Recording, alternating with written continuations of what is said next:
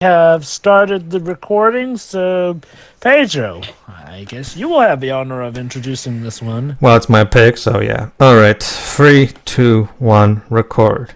Hello, everybody. So, we're doing another old animated movie from the 80s, also starring John Hurt. Also by United Artists, like Lord of the Rings, so...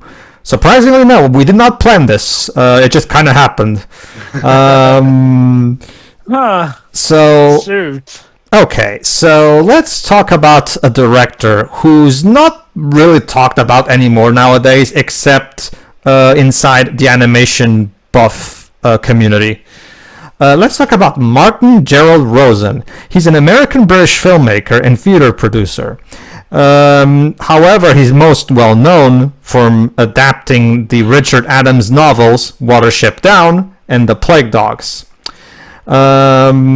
And that's basically it. Like, they're regarded as old classics from the dark age of animation. I disagree, but okay. To be fair, I haven't seen Watership Down in a long time, so maybe that movie's better than I remember.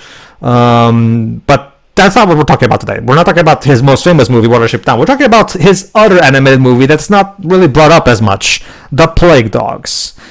I've never read the novel. I don't know anything about the novel, but it's not like it's the subject of today's commentary anyway, so screw it. Martin Rosen's movies are known for being made for adults, and as a result, and when I say that, I mean they're very dark, violent, and full of misery. You know how we talked about how Beyond Two Souls is basically grief porn? This guy basically operates on that same matter, specifically for this movie. So basically, people liked Watership Down, so I guess he must have done something right. Well, I haven't seen Watership Down in a long time, so I'm not going to talk about that because I don't remember much from it at this point. I'm only going to talk about this movie because I definitely do not like this movie. And yes, I'm aware that it's kind of regarded as people like it because it's mature and everything, but whatever. I don't care. The point is, this is the Plague Dogs. This movie was animated both in Britain and San Francisco, California, in between 1979 and 1982. So, yeah. Basically, that's the basic gist of it. Aside from that, there's not really that much to the development that's really interesting to bring up. Apparently, it was a very smooth. Apparently, there were two versions of the film. The original 103-minute UK theatrical cut, which is apparently the one we're watching now, and the edited 86-minute US version. So basically, the US version at the time made edits to reduce running time as well as some of the more shocking content. However, Blu-ray releases always include the full version. I don't think the US version is in circulation anymore. So, okay. So it was also the first animated feature film by adults by MGM or United Artists specifically. So yeah, let's watch this movie and see if it really is an animated classic or if it's overrated garbage or something in between. So, everybody ready? Yeah. Ready. 3, 2, 1, click. I'm gonna put it right there, for everybody out there. I don't like this movie at all. I couldn't tell. This movie is basically animal dog cruelty porn. The movie. I'm not kidding. This movie is. We talked about darkness-induced apathy. This is basically darkness-induced apathy, the movie. This is nothing but just horrible things happening to these dogs over and over and over for 100 minutes. And you'll see for yourself. So let's take a look. Is the first thing going to be a dog getting shot? Nepenthe Productions presents... Oh, Nepenthe made this movie? Huh. Haven't seen her in a while. The Plague Dogs. Based on the novel by Richard Adams. I don't know if the novel is better or worse, or if it's just the same. I don't know. I haven't read it.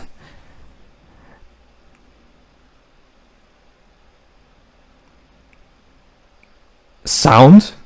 Do you mean music, maybe? Well, it could just be the sound effects that guy worked on. I wouldn't be too There surprised. we are, Sometimes. music. Patrick Gleason. Do you know him, Yeah, Liz? okay. No. Okay. Anyway, but yeah, sound and music departments can vary, so I'm not too surprised. Alright, Patrick Gleason. At the time of recording this, he's still alive at 88. Mm-hmm. Well, anyway, on a budget of October 15th, 900,000... day one. So on a budget of 900,000 euros, this movie made a box office of 308,000 euros. And apparently Martin Rosen is also still alive with 87 years old. So apparently this movie was a box office bomb. well, this was the dark age of animation, so it's not exactly surprising. Really? 1982? I'm pretty sure I thought the 80s were, the end of that. Well, the mid to late 80s, yes, not so much the early 80s. Oh, so it's kind of like the dealio with the 90s. They technically started in the late 80s and only ended in the mid 2000s. All right, I will give it credit where credit is due.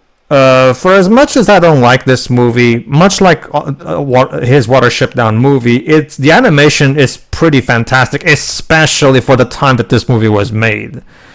We've talked about how Lord of the Rings has its issues, but regarding the rotoscoping style, this movie on the other hand is entirely animated with no rotoscoping in it, and the animation is pretty great actually. Like it's very smooth and fluid. So apparently, in spite of the film highlighting the cruelty of animal testing, Rosen has gone on to say that this wasn't an anti-vivisection film, but meant to be an adventure. Yeah, I'll address that later. For now, let's just... So we start off with a dog drowning. Yes, Dwebs. Let that set the tone. Let that set the tone for the movie. Yeah, consider this your warning, everybody. If you cannot stand animals in pain, you might wanna just give this movie a pass. I wouldn't blame you.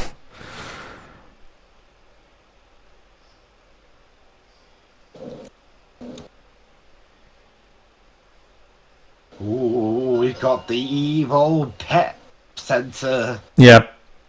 Now, the humans are mostly just portrayed as people who want to harm animals for their own needs. I suppose the idea is that they're doing animal testing because of a war or something. Think of this kind of like the humans in Secret of Nim.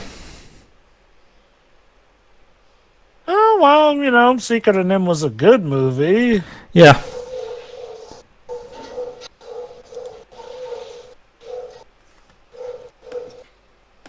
Dibs, your audio's kind of bleeding in. Yep.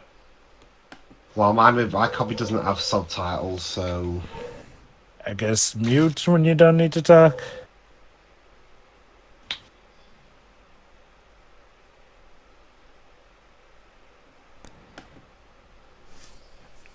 Doggo. Yeah, basically, everybody. I actually asked privately to Shiro before we watched this movie if, I gave her a basic description of how the movie is tone-wise, and yeah, look at that. Look at that image. That's your nightmare for the next few weeks, everybody. Seriously, yeah. You started to see what already from the beginning. You can kind of tell what I mean. This movie is very needlessly cruel. I get it. Humans can be evil towards animals. I get it. But that doesn't necessarily mean I want to watch a movie of just animal cruelty and nothing else. I mean, granted, the movie's just started, so sure. I'll wait to Sure. Well, who picked it in the first place? Me, Pedro. Well, so I can rant about how much I think it sucks.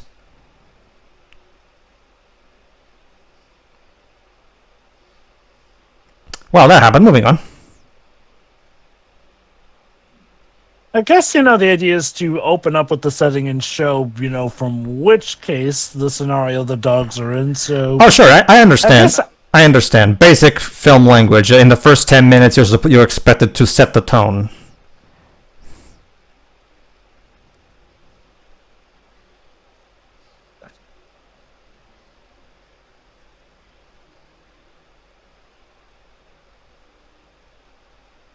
This is kind of like if that subplot in Guardians of the Galaxy 3 was a whole movie.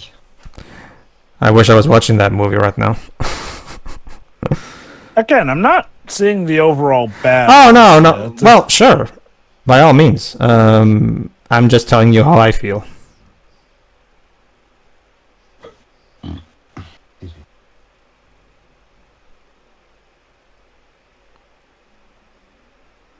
Alright, what's the cast like in this movie?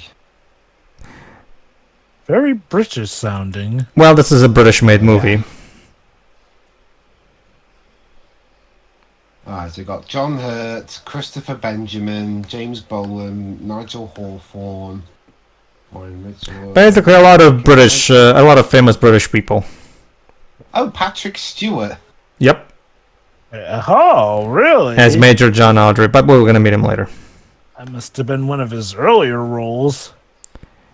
And also, interestingly enough, the movie had a under 3-year gap in terms of release dates from the UK to the US. In the UK, the film came out on the 21st of October 1982. The United States wouldn't get this movie until the 9th of January 1985. So the basic premise is this. These two dogs form a plan so they can escape from here and get to safety.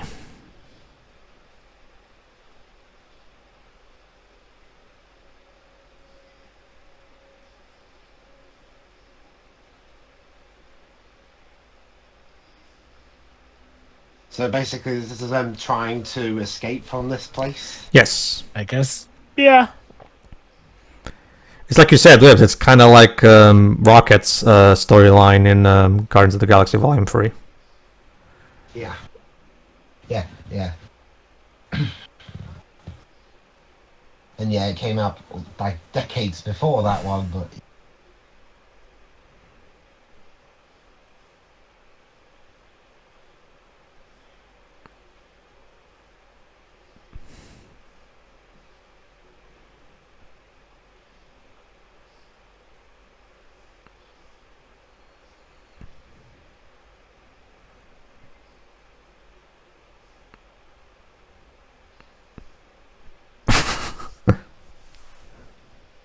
Interesting take on how dogs perceive the world. Mm-hmm.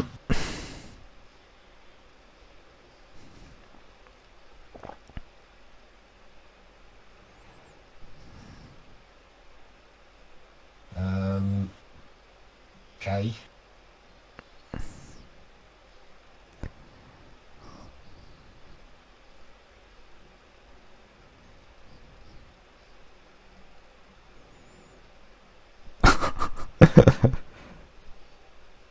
Oh my god, gloves!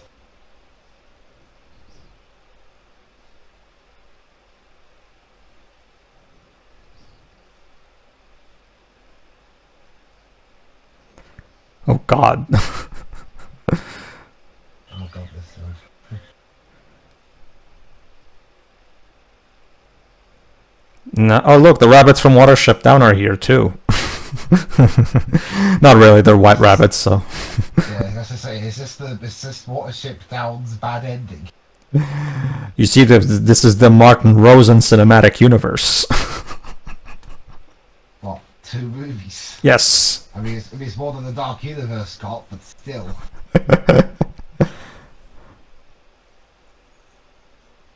The Dark Universe. That is to be one of the most ill-fated projects I've ever seen in media. Which is funny, since Universal were actually one of the first to do shared universes in films. Exactly. It's part of them botching it up and part of them just chickening out after that. A monkey.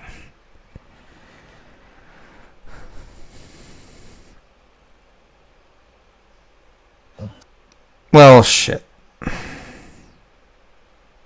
And that, ladies and gentlemen, was how The Secret of Nim was born.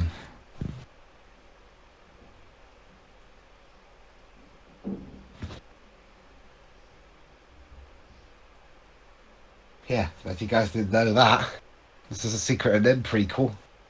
John Hurt seems to really have an odd choice of animated features to get into. Mm-hmm. Like, has he ever been in one that is, undoubtedly good? Let me see. I'll check behind the voice actors. He was in... Oh crap, he was also in Watership Down. Okay, let's check his... I'm going to check his filmography in terms of voice acting in movies. Watership Down, The Lord of the Rings, Plague Dogs, The Black Cauldron, Thumbelina, Oh! A Monkey's Tale, Never heard of that one. Valiant, Okay, that one's actually good. Hellboy, Blood and Iron, Haven't seen that one. The Gruffalo, A Nope. Turtle's Tale, Sammy's Adventures, and The Gruffalo's Child. Haven't seen that one either. So there we are, according to Jover, at least he's been in one good animated movie. I think Watership Down is good. I know that's definitely the more popular Richard Adams novel and adaptation. Mm-hmm. It can, especially considering how in recent years there's been a battle about who owns that. Yeah. I want to have ownership of the story that involves animal cruelty. Well, to be fair, Watership Down is more... I'd say Watership Down is at least more balanced with stuff, whereas Plague Dog seems to be based off of the cruelties of animal testing and about these dogs wanting to escape from that. All right.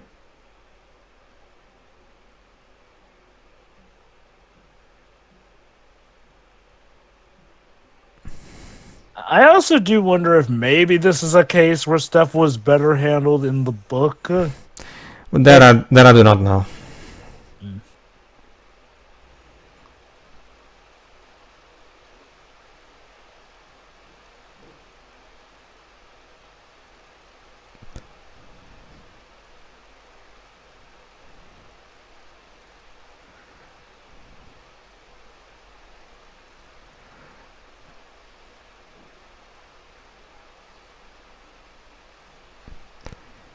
Oh god, he got teleported into the negative zone. I'm guessing this is him remembering how he was captured. Never mind. I'm guessing that was his owner who. Yep, that's died. how his owner died. There you go, Pedro. Instead of the pet being run over, it's the owner. Oh sure, I understand. The movie's not over though. The dog threw him out the truck. What? What? How does that even make any sense? Well, according to that woman, the dog killed him. Remember, movie, we saw how that happened. You showed that to us. You can't just... Go on. I wonder if the idea is that it was a civilian who showed up too late, he was deemed a mad dog, and that's why he's here? I guess, but what reason does the woman have to... Like, the movie could have been more specific about how that scene went down. I feel like we're lacking context there.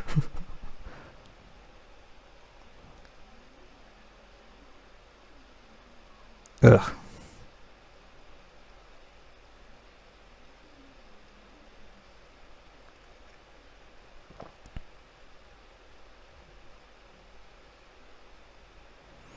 Oh boy.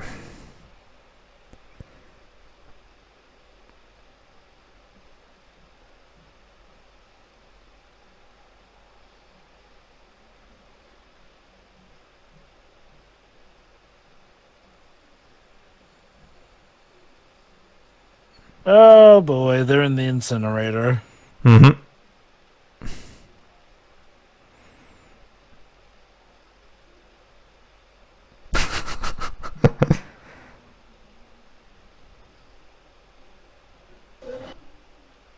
Woo! Okay, they're out. It's a good thing that guy took his sweet ass time turning on the incinerator. I must press the button at precisely 10 p.m. Right on the second.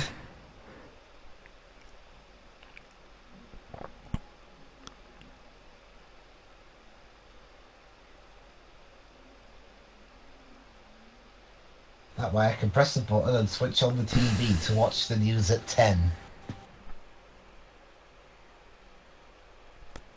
Hey Jova, have you ever wondered what those bright dots on that blue dark thing are? Maybe. Maybe they're fireflies. Fireflies who got stuck on that blue dark thing. The funny part is that Timon ended up being right according to Persistent the Frog. Shoot, maybe that was their way of referencing that. It was. Are you talking about those Find Out Why skits with Timon and Pumbaa? No, don't you remember that scene where Simba, Timon, and Pumbaa are looking at the stars in Lion King? Oh yeah, I thought you were talking about. And then and remember, there's in Princess and the Frog. After the Firefly dies, he becomes a star in the sky. So it's meant to be a see Timon was right type of gag. Yeah.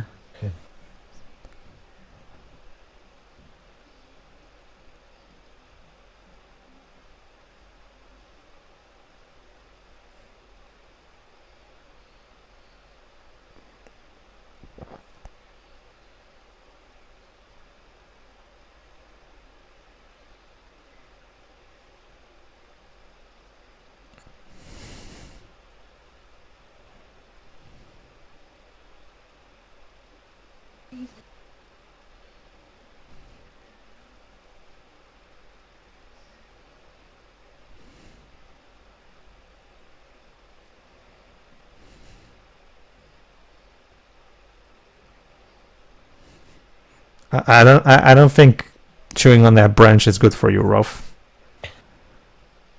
Dogs, they like to chew. On, so I'll just do this.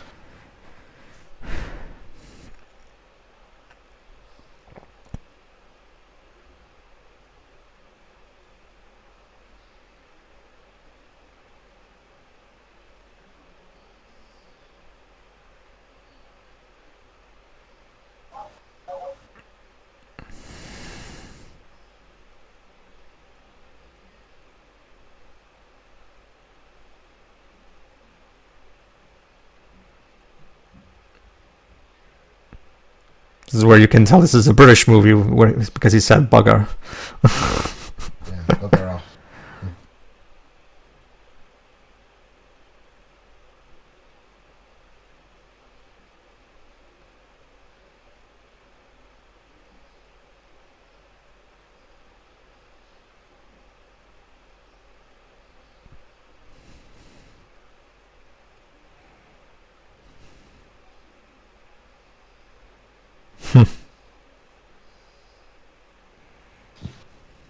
Coniston. Is that a real place? Well, there's this supposed yes, it is. It's a village in Cumbria. Well, yeah, this takes place in the UK, so I think England. Yeah, Cumbria, England. Yeah.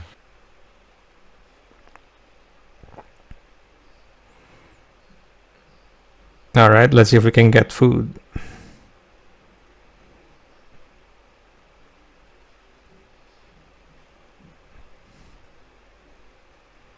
Jesus. They got scared, but I'm pretty sure it was just a butcher. That's why he had the knife. I'm guessing that they're a bit traumatized by knives. Mm-hmm.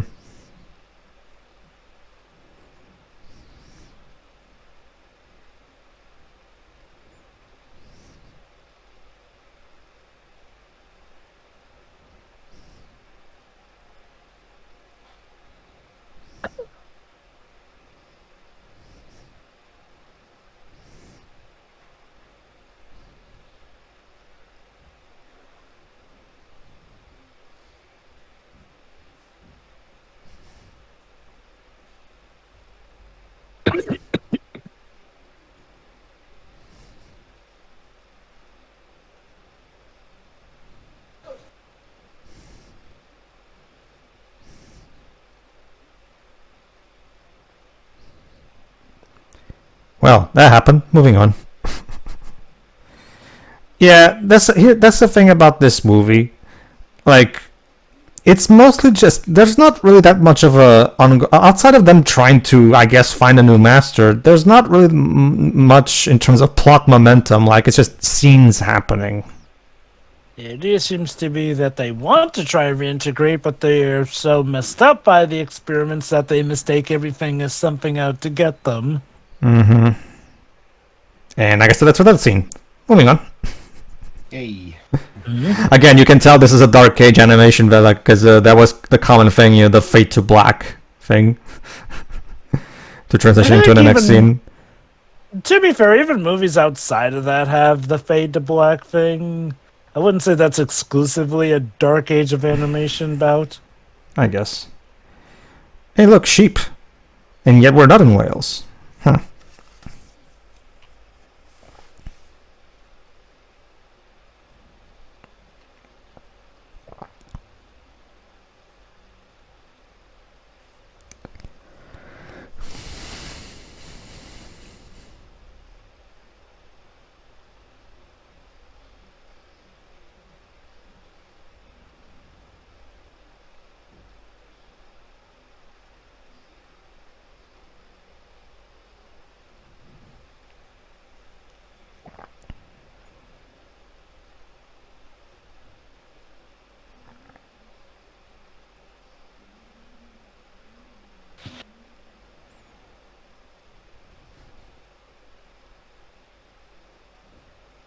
So, is most of this movie going to be the dogs on a journey through the countryside?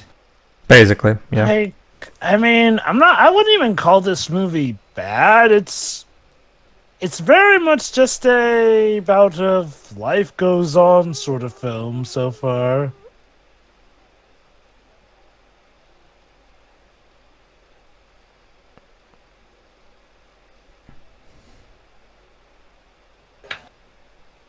I get the feeling this is a movie that you would more so appreciate for the animation than the story, or I guess maybe if you're more into just like a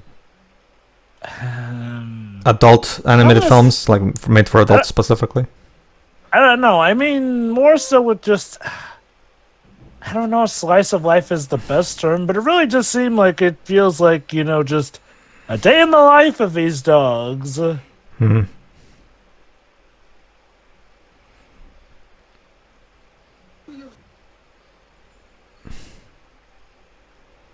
We'll show him, Rolf.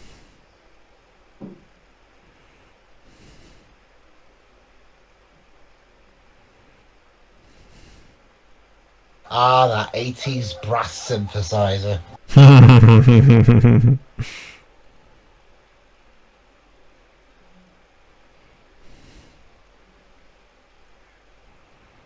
I mean, they unfortunately do have a side effect of dating a movie, but still.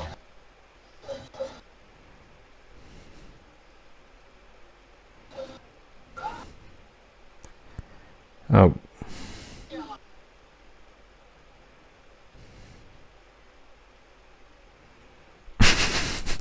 These dogs are incredibly British.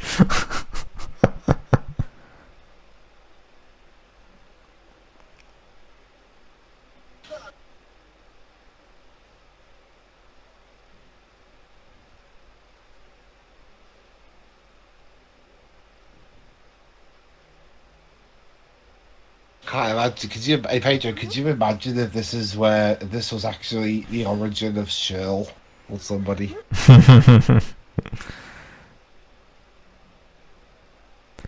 Shirl is a survivor of the Plague Dogs universe. That's by far the most tragic backstory in Level 5 history. Yeah, Jibanyan's got nothing on that.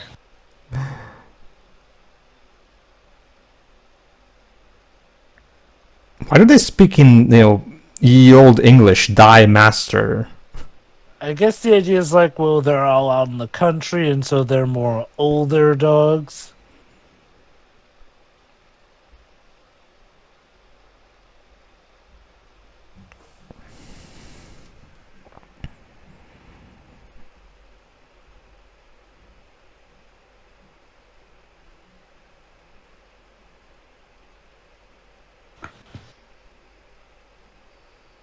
We'll fade to black into the next scene.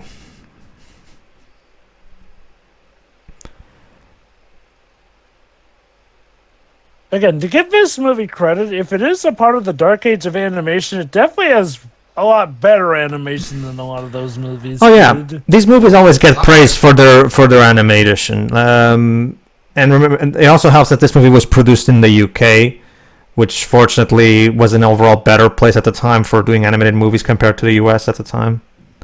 Okay, I don't know too much about this dark age of animation. What was bad animation a symptom of that? No, the dark age of animation is mostly regarded because of the fact that animation as a whole, like animated movies, were basically much rare compared to how they were in the 40s, 50s, and 60s. Remember, this was around the time that Disney, who in America has always been the big source of animated films in America at the time, they weren't really in a good period because they kind of lost their way after Walt died. Meanwhile, outside the US, we were making films. We were making things like this and The Snowman. Whereas Japan was starting to they've been making animated feature films for years, but that was when they were starting to around the 60s. It was around the 60s that most Hollywood studios closed down their animation studios. Like Warner Bros. Closed their animation studio, MGM did, Paramount did. A lot of animation studios were shut down, and as a result, the quantity of animation content throughout this era was very, very minimal. October 18th, day 4. 24 hours remain. And now... Are you sure this isn't the opening of an Ace Attorney case? I know, right? That one was spectacularly animated. Yeah, no, again, I will give it credit. The animation is fantastic, especially for the time that the movie was made. Yeah, 1983, wasn't it? 82, sorry, 82. So they took and killed a sheep because they're that desperate. Oh, well, there you go, Pedro. That's a, that's something redeeming about that year for British animation. The Snowman, that came out in 1982. Well, there you go then. Boxing Day, to be precise. And yeah, 30 minutes in, and another thing about this movie is just like, even when there's no action, it's mostly just kind of, quiet and stuff like that. It's kind of boring, if I'm going to be honest. There's not much interesting things happening because the two main characters are not particularly well developed. They're just kind of dogs, and that's it. Like, I guess the idea is like, we do get a spot of character from them in their interactions, seeing the world through their eyes and how they contend with life after being experimented on. Like, that stuff is fine and all, but I guess, like, unless you're heavily invested in this type of movie, it could bore you. Like, I'll admit, I'm not feeling the most privy with this movie. And it's not even a sense that it's bad or, like, overtly cruel or anything. Sure, it's had some gruesome imagery, but so far I feel like they've done it mainly to just get over the horrors that these dogs have had to put up with, essentially. But again, outside of that, I'm kind of bored. I don't know. What about you, Dwibs? I'm not really feeling anything from this movie either, and I'm from the country that made it. Yep. Yeah. We have Dwibs here to give the British perspective on things. Again, that's the thing, though. We've made a lot of great animated films over the many years. Like I said, we made The Snowman. And that's it for that scene. Fade to black. Okay, I haven't seen the Shaun the Sheep movie yet, but well, you can go wrong with Aardman, so yeah. That's what I say. Wallace and Gromit. Also, Curse of the Were-Rabbit, where thank God this time the executive medley was reduced to put famous people in special as the other characters. Yeah. All right, moving on. It's been a while since I've seen Chicken Run. Oh, a little hole in the wall for them to stay in. So when's the part when they die and become fireflies?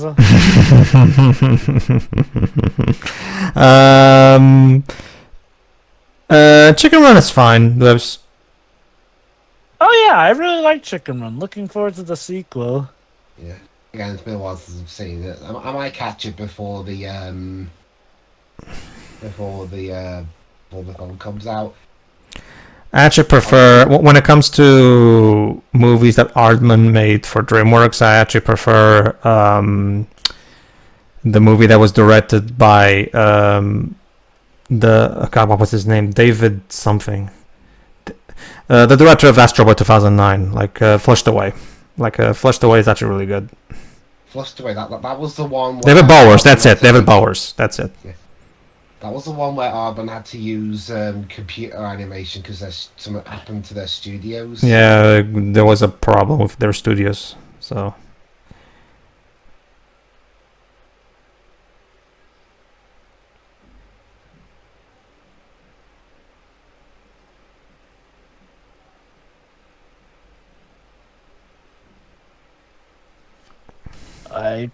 I'll say this, Pedro. I do get riffing on some bits, but I'm not sure if this movie's even really good for a roast because it's so inoffensive for most of it. Granted, I guess we're only 30 minutes in, so maybe more of the heavy stuff will come. Yeah, there's going to be heavy stuff later. It's one of those things where it's just the overall premise in general, I also don't particularly care for. Good. You know what? Now that I think about it, it's a good thing that Taylor's not here either. Because Taylor would probably be scared by this scene. So. Because it's reminiscent of Gnork, I guess. Yes. Based on what little I remember of Chicken Run. It's interesting how Chicken Run, a movie about chickens potentially getting killed and turned into pie, and that also stars Mel Gibson, is less depressing than this. Yeah.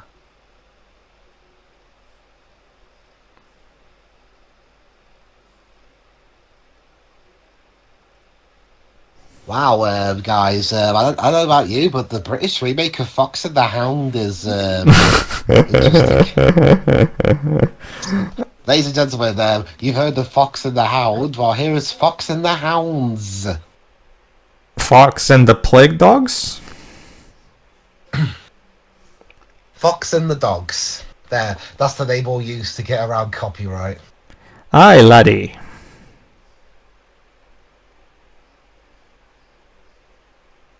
Yeah, that's the thing. Okay, it's stuff like this, the Snowman, and Aardman movies. That's like in terms of animated films, that's what we're most known for. So yeah, if I remember correctly, because keep in mind this has been a few years since I saw this movie last, this Fox kind of joins the party for a while. Mm-hmm.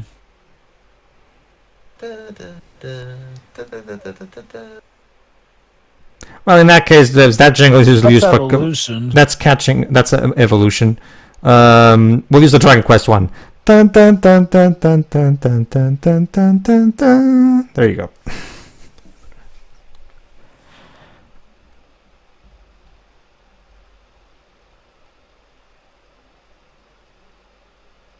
You know, the way they animated it walking away, what, did they beat up the fox? Nope, the fox is right there.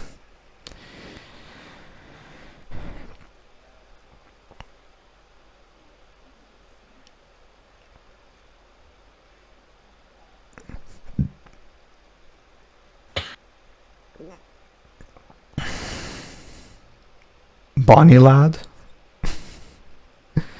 It is. The fact that this one is Scottish.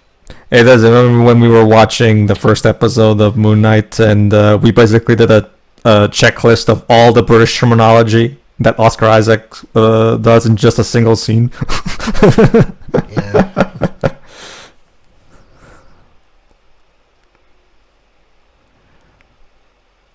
Well, that's the thing, because with this movie, the director is an American expatriate. Or directed by one, I should say. Whoa! Like, Yeah. apparently this fox is actually Batman. Like, he left from that rock, and then suddenly showed up right next to Dwarf. Foxes are very slick like that. At least portrayed in media as such.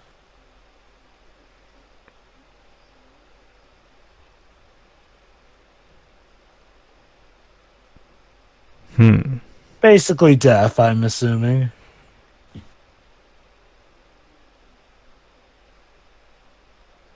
I love how blatantly evil the fox is.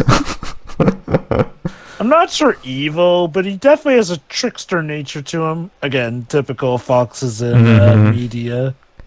Well, you know what they say, Jova. If everyone is going to see foxes as shifty and untrustworthy, there's no point in trying to be anything else. Yeah, so I've heard that Elemental apparently takes the torch that Zootopia left and runs with it. But yeah, Elemental is Zootopia, but more about. But instead of being a parallel to racial relations, it's more like a parallel to immigration, basically.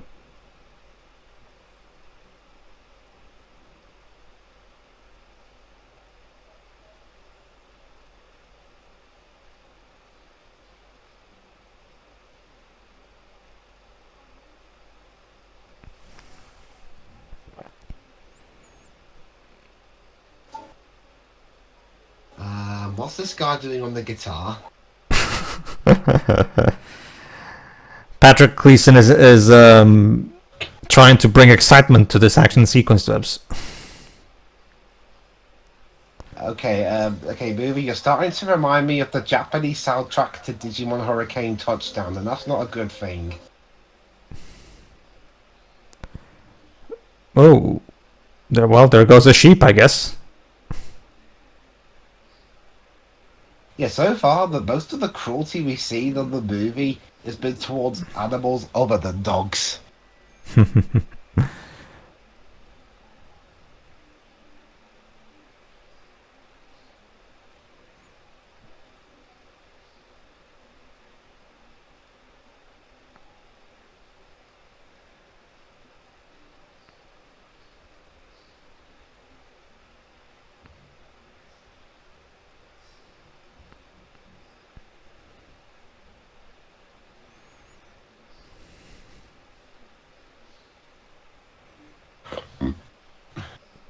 Oh boy.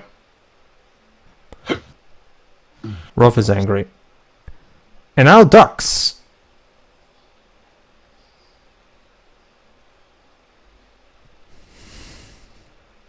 We interrupt Play Dogs to bring you the British adaptation of the Ugly Duckling.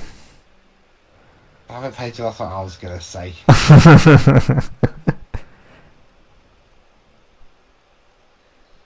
This reminds me of that Daffy Duck, Ugly Duckling short. Okay, and now this is how the Swan Princess came to be. All the swans died. Well, one swan died, but they all left, and one of them became the Swan Princess. Nothing to it.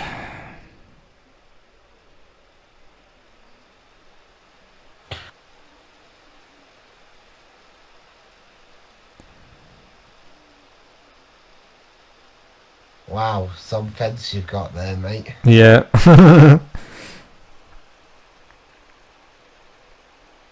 I get the idea that that one is made more for foxes, but not like a giant dog like Rolf is. Mm-hmm.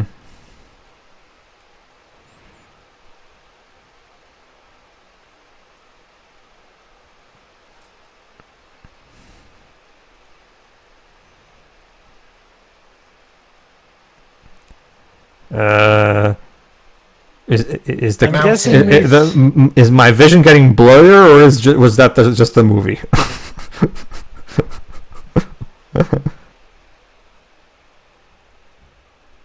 Yeah, so there you go. Like, well, the gate was made for, to prevent a fox from getting in, but not a dog. Figures.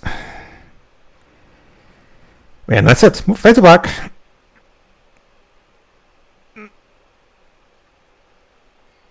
Okay, I understand that these dogs have to eat to survive. That's fine. I don't object to that. But do you really need to be so graphic about showing these dead animals?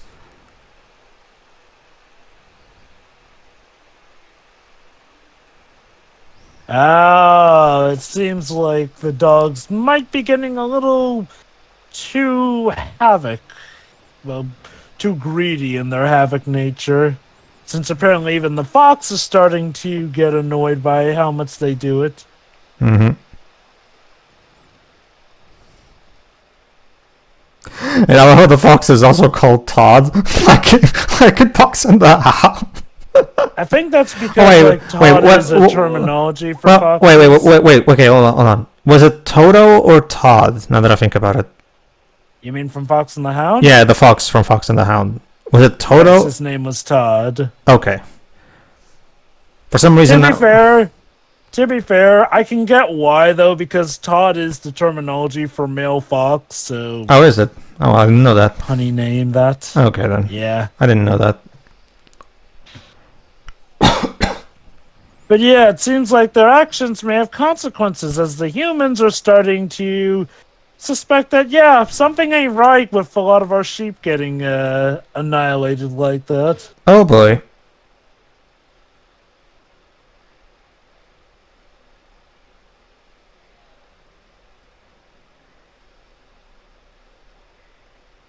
And that's it. Moving on.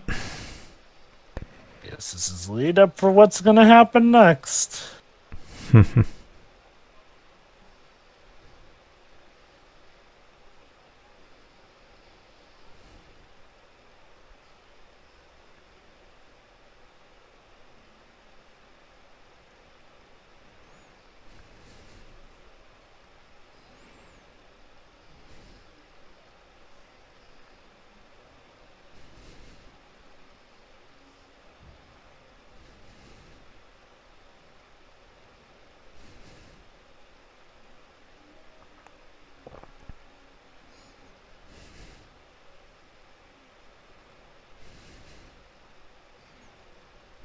Didn't you kill sheep yourself? Well, okay, the difference is like, well, these dogs, they're more used to being treated well by humans. The fox, well, foxes are often a lot more infamous for going after the farm produce. Yep.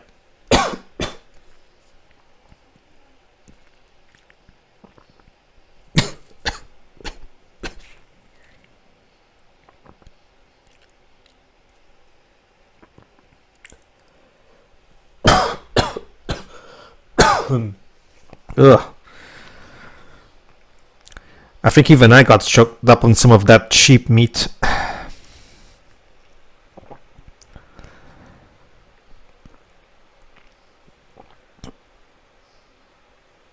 When does Patrick Stewart show up? That's a dog, all right.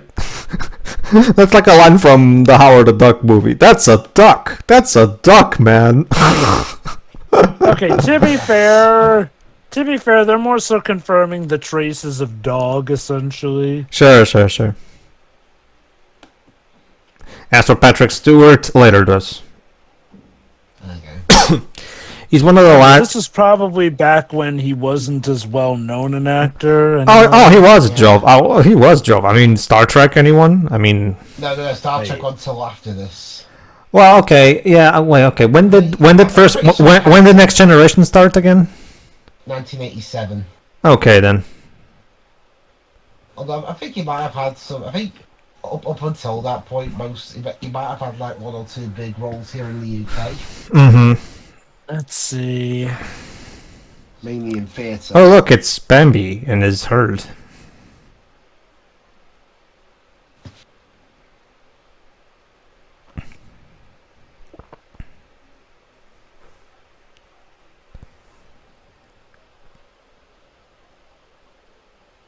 He was in Dune. Was that before this? No, it was in 1984, so it was after this, but before Star Trek. The David Lynch one, to be exact. So he was in Excalibur. That was before this. So what was the thing that was his big break? Well, I'm guessing Excalibur. I'm guessing, or Dune.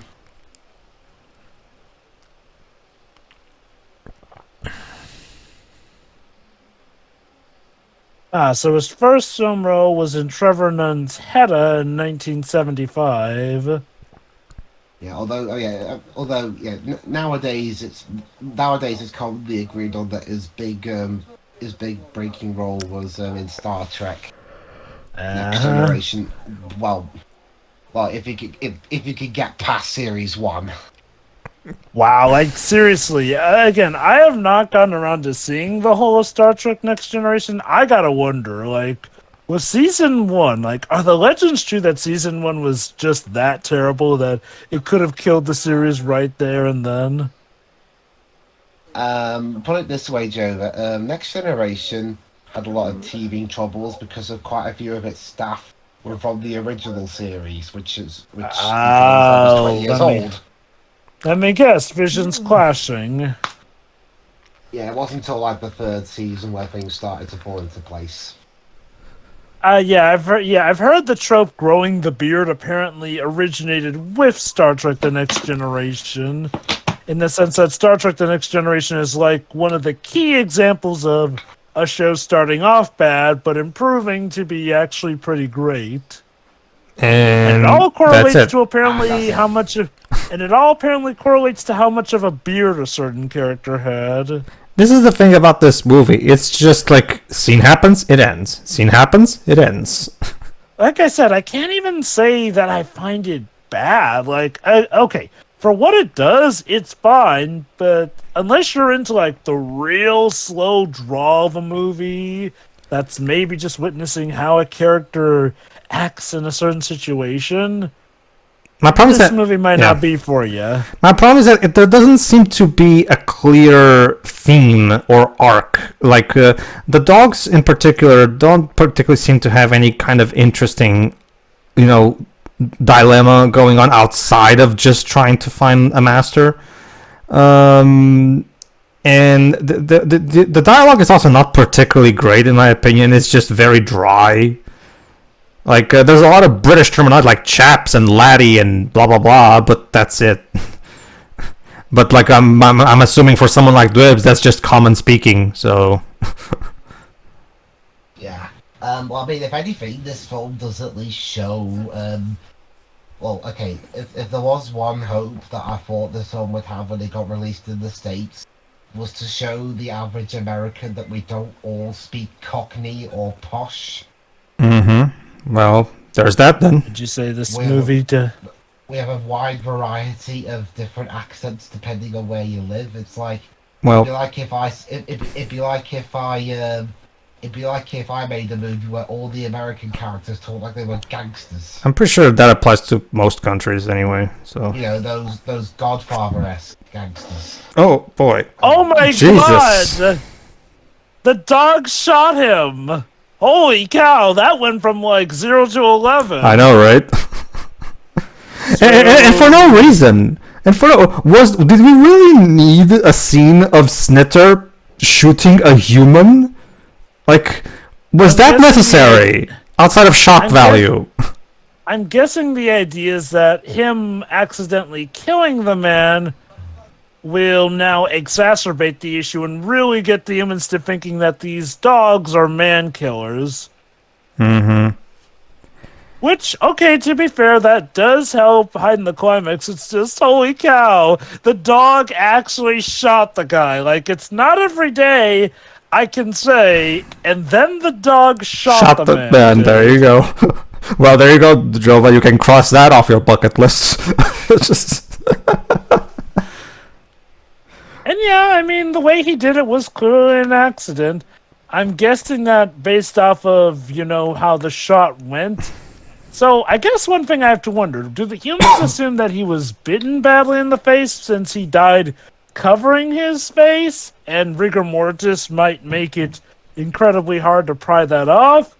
Or do the humans think that the dog intentionally shot the man? That's the thing. I mean, based on the way we've seen that scene, it doesn't feel like anybody witnessed it. So obviously, trying to argue that the dog used a gun is, a bit silly because, yeah, we know that it happened thanks to specific circumstances.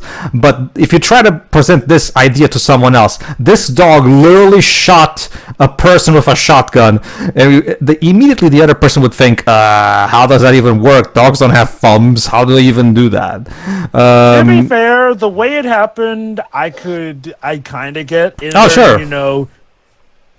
I understand that. I understand that. It's just that, how do the humans come to the conclusion that it was the dog that shot him? Like, they would see the bullet on the person, just assume that somebody shot him. I mean... So I guess in that case, I guess we're to assume that the humans assumed that he attacked him in the face and he covered it, and when he died, rigor mortis set in, and they couldn't really autopsy it as a bullet.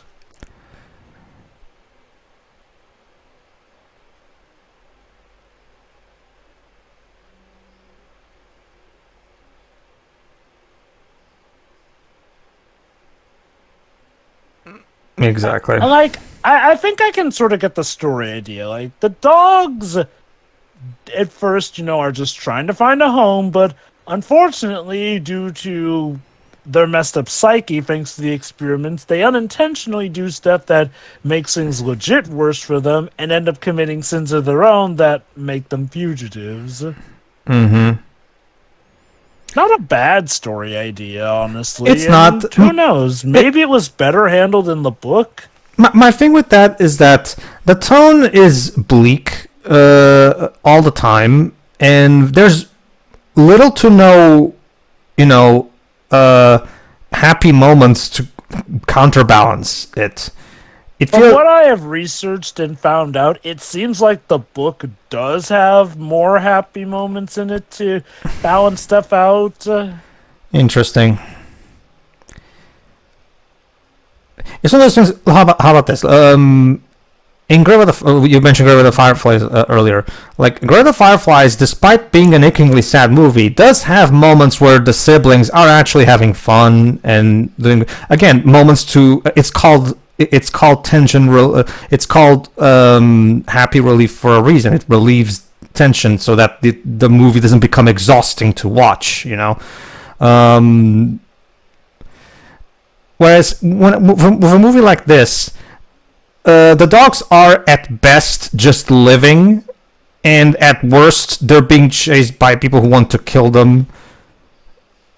I feel like there is a way to pull off a movie with a completely bleak tone. It's just that the bleak tone isn't even what gets to me. It's just the fact that...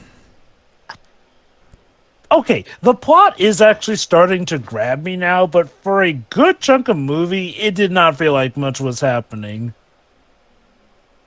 Like, what's going on there now? They're on the run from some of the humans. Basically, Dwibs, things have escalated. Like, it started with them killing the sheep, but now there's a human casualty because Snitter accidentally shot the man. I love that piece of newspaper in the background. Killer dogs terrorize Lakeland.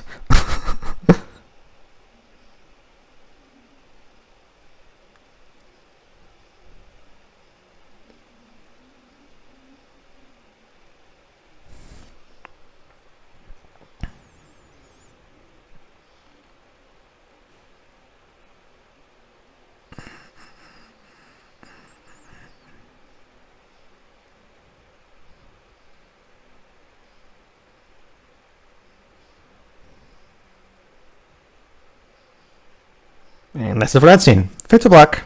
Next scene.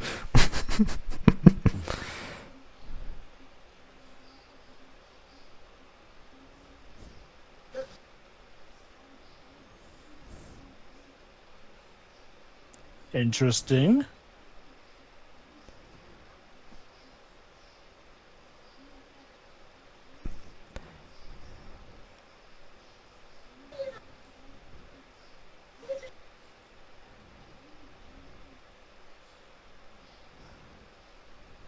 Nana?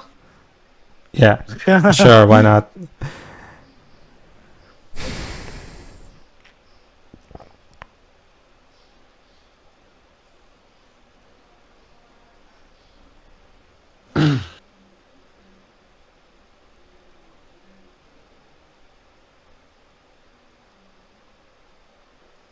Okay, did someone record a conversation that their wives were having and put it in the movie? Cockley back.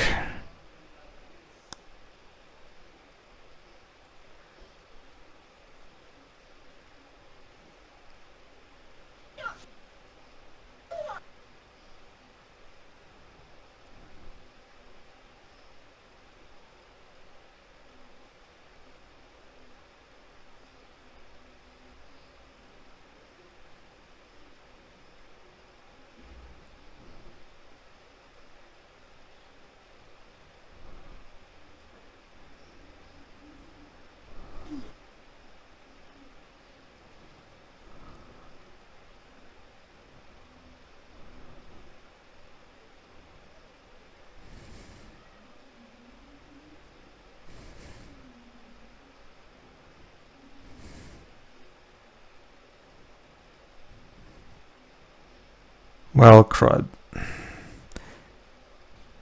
Well, Dibs, would you say they're doing a good job of showcasing through animation the English countryside? Oh yes, because it's regarded all over that the English countryside are full of people that are mean to animals.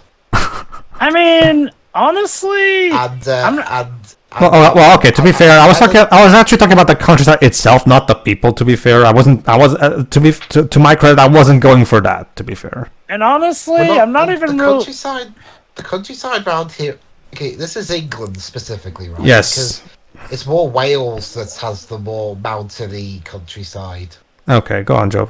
Honestly, I'm not even getting the semblance of just, oh, humans are mean to dogs. Like, to be fair, they do make it clear that the dogs have brought some of this on themselves overall. So, yeah, while the laboratory scientists were cruel to them, it's not feeling like that's the case for most of the movie, with humans being needlessly cruel to the dogs, honestly, So Dweebs. what's in the background? The idea is that Snitter is kind of hallucinating his old lifestyle. Mm-hmm. I thought the background was glitching. The idea is like, well, he's had some brain issues ever since the brain surgery performed on him. Don't worry, Dibs. That's a Richard Rich thing, not a Martin Rosen thing.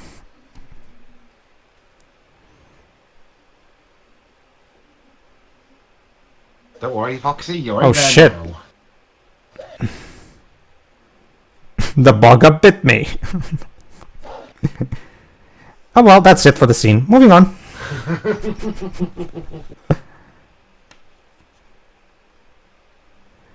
Ooh la la. Did we really need that shot of this dog pissing? Apparently, British Animation thought we did.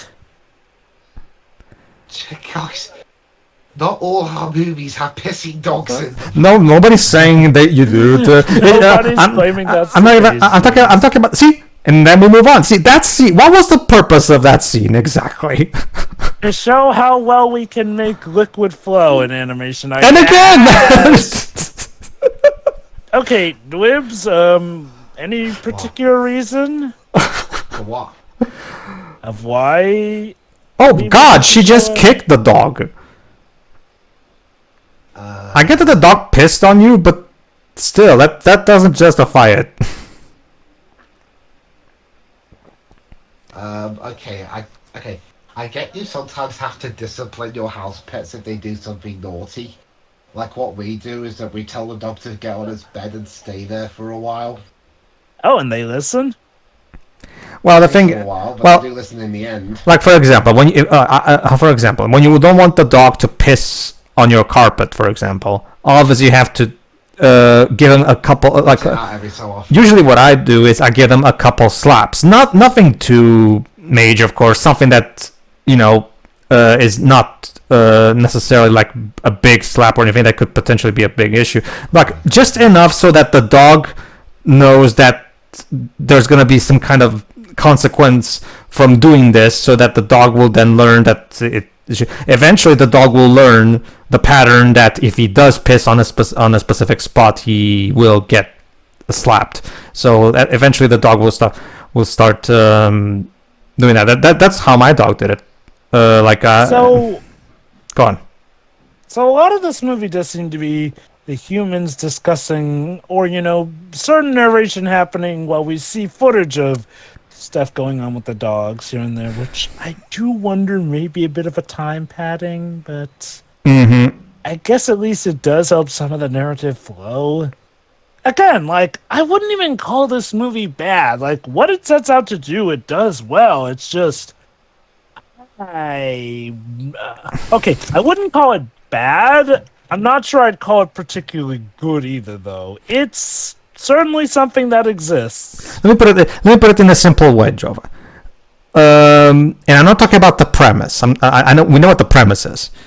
What is this movie about? And by that I mean, what's its theme? What's its narrative arc? What am I supposed to get out of this exactly? From what I can garner, the narrative arc is again about how, the experiments have unfortunately altered these dogs, not for the better, and has made their reintegration into society, well, kind of almost impossible. So is the message supposed to be don't experiment on animals because it fucks them up? Is that the message I'm supposed to be getting from this? Okay. Maybe that was the idea of the book. According to the director, the idea of this film is to just be an adventure, which, okay, to be fair, it does qualify as that, with the heroes exploring out from location to location. And that's it for that scene. Moving on. The issue, though, is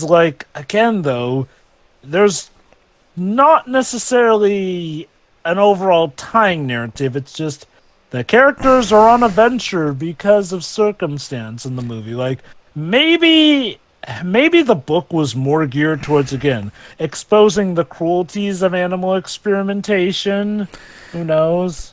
This is the fact that when I think adventure movies, I usually think of adventure movies being a bit more fun than what this movie is going for. I don't know, it just feels like it's an adventure. I don't know, it's mostly just these dogs trying. Yeah, I get what you mean. I can see how it could be considered an adventure film, but I ain't really feeling it myself. Liz, what do you think of this quote-unquote adventure movie? So, what was and what currently is the overall reception of this movie? The animation community really appreciates its attempt at trying to think out of the box and create an animated film that doesn't resort to typical conventions. This is the kind of animated film that we're never going to see an animated film come out of at least the US or UK, probably anymore at this point, because animated movies that are like this. I mean, okay, outside of Sausage Party, when was the last time we got an animated movie, a mainstream animated movie, I mean, made for adults specifically? Sausage Party? Yeah, but aside from that one, because adult-only animated films aren't really a thing anymore, outside of maybe that one.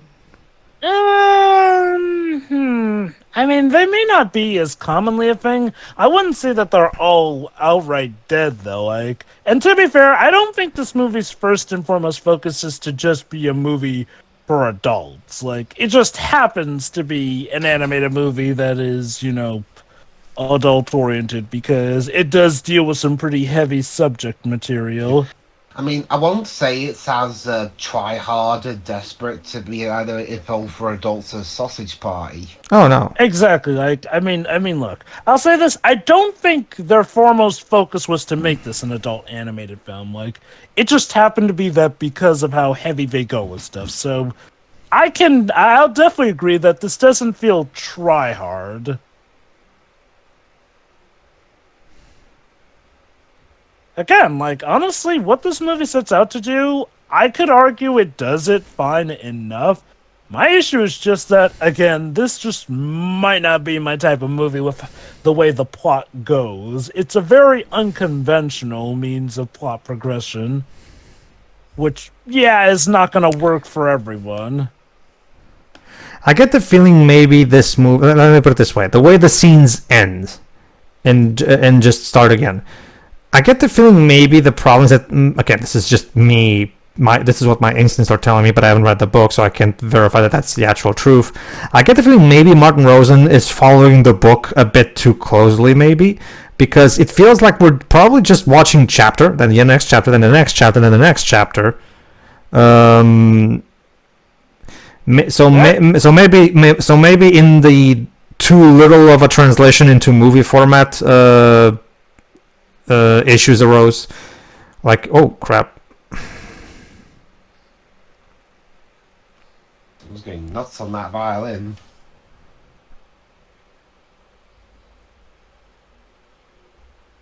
That's what you get for trying to eat Bambi.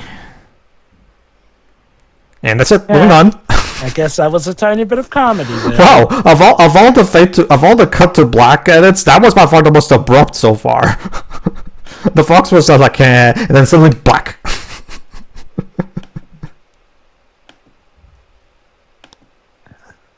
It feels like the movie needs to close its eyes at every 5 minutes.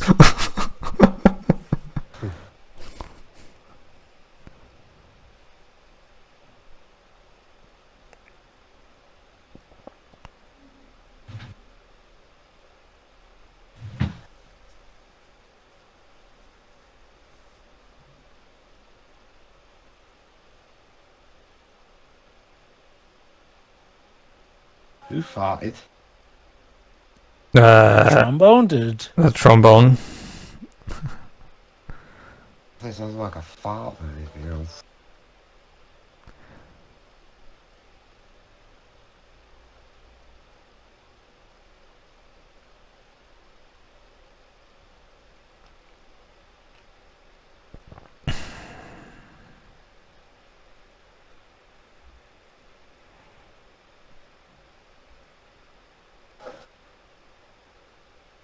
Is that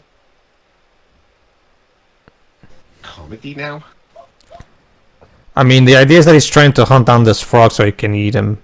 Oh, and that's it for that scene. Moving on. November 21st, day 38. I guess. Okay, here's my theory to this. Martin Rosen looked at this and thought, you know what, Snitter's not being able to catch the frog, and we kind of have a runtime to fill, so let's cut to the next scene. Moving on.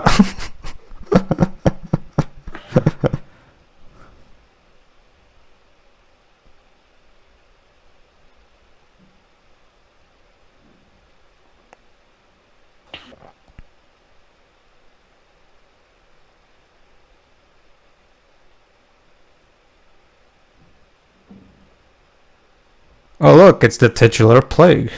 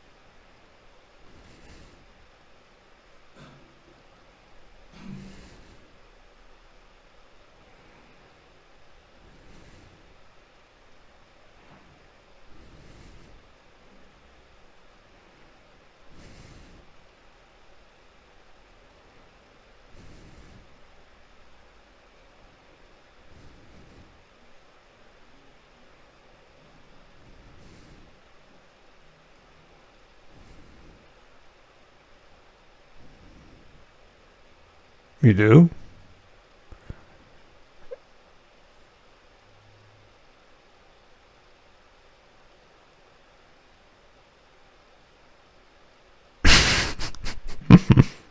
I don't care what the damn Todd said.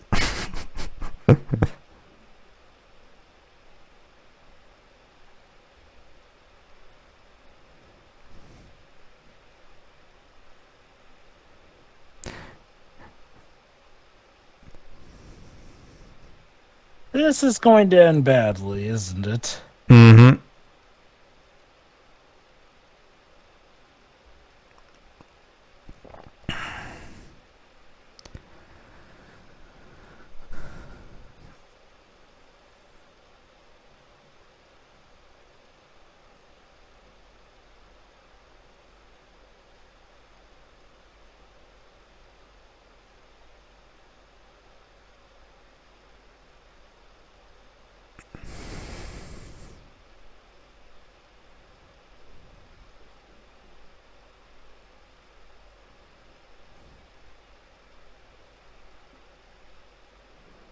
Oh boy.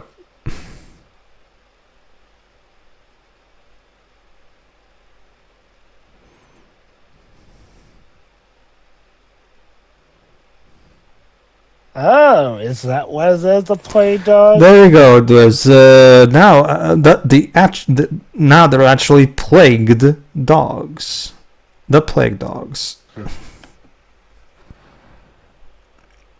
So now, like, people are so scared of them that, well, they don't even want to risk killing them because of the idea that they might spread illness, being the plague dogs. That's Patrick Stewart. Yep.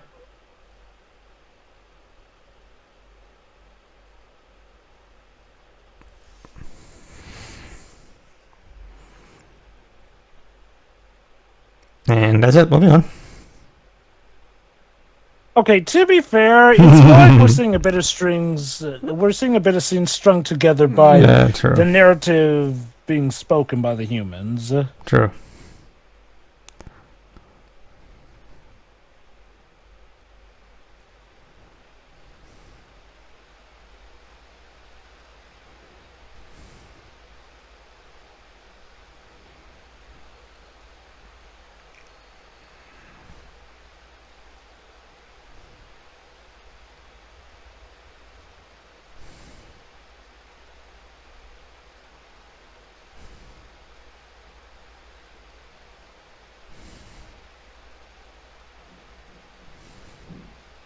This feels like an ending shot.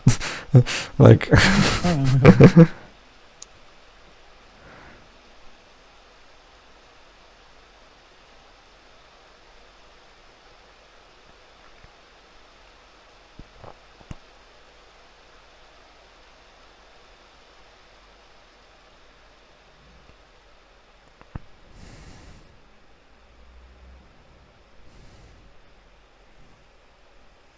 Is that Alistair Stewart? Who? Not well-known British newsreader. Let me see. The only Stewart that's listed here in the cast is Patrick. He sounds a lot like Alistair Stewart. Alistair Stewart. I'm not seeing any. Let me see if the IMDb page says something.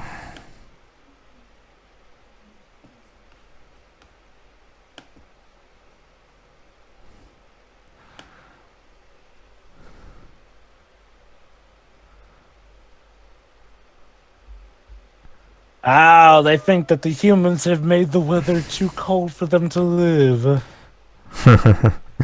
No, I'm not seeing any Alison Stewart in the credits. Sorry, Alistair Stewart. I'm not seeing anything. The only Stewart in these credits is Patrick.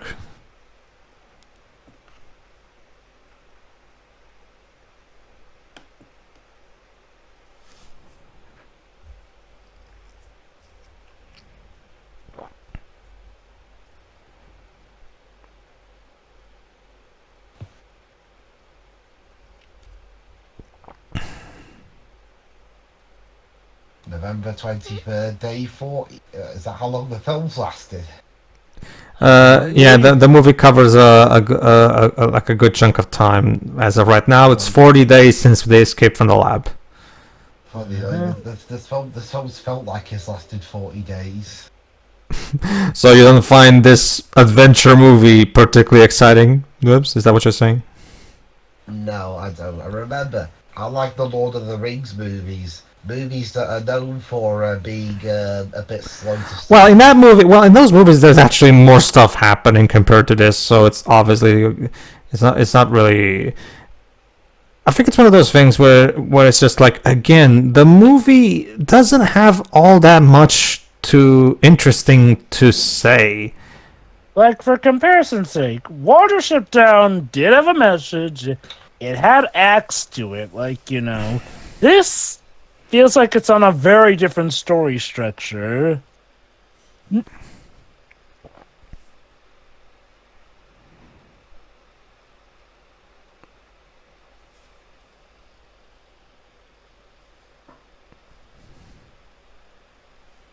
And that sounds a lot like Judy Dench.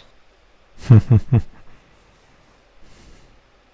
guessing that the news. Yeah, he was taking a leak.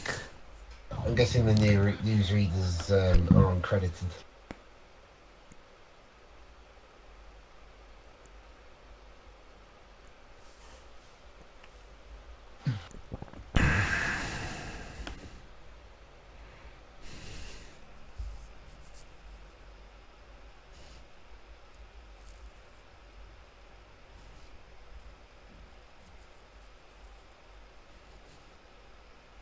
Cornflakes.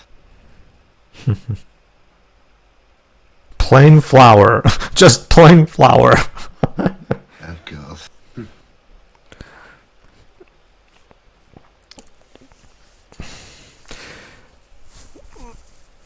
What's next? Just average chocolate.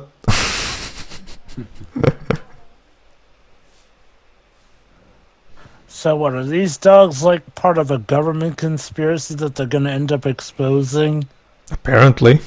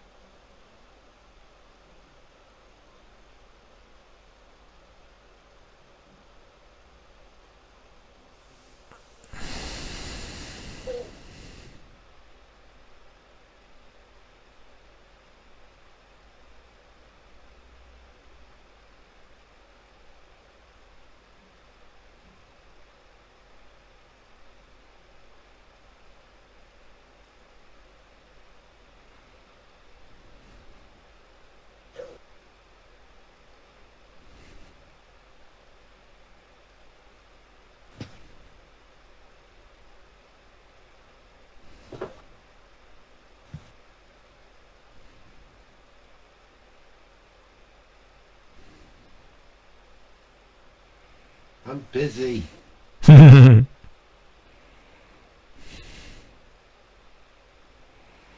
Hey, wag your tail. Huh. Uh.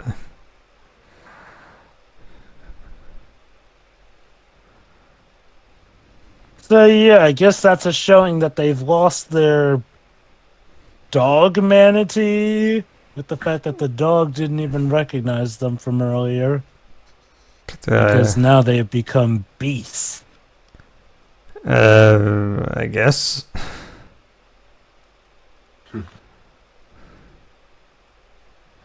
Oh boy.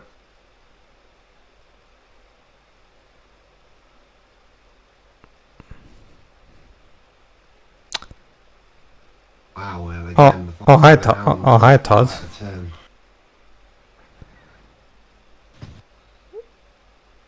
You see it, Webbs. This is an alternate timeline where Todd's girlfriend got shot by the old man from Fox and the Hound.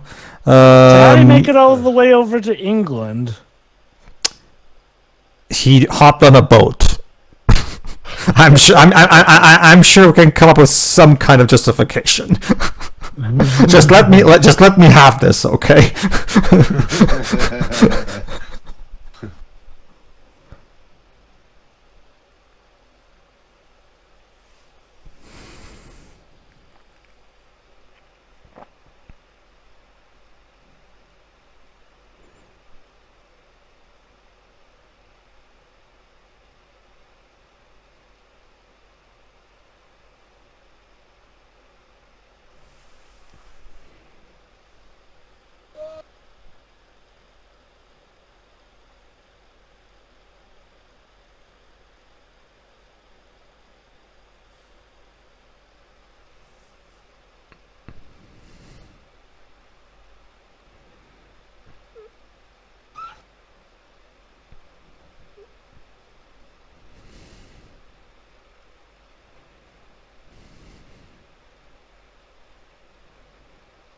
Oh, dead.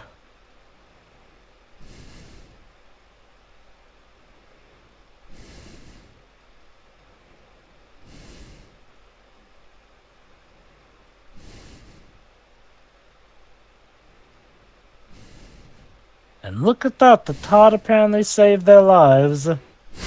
Now, from what I understand, there was apparently a deleted scene of the bounty hunter's corpse decaying and being eaten. I'm surprised that didn't survive in this, because this is meant to be the uncensored cut. I mean, okay, to give the movie credit, while we have had gruesome imagery, I don't feel like they've just shoved it in our faces for the sake of it.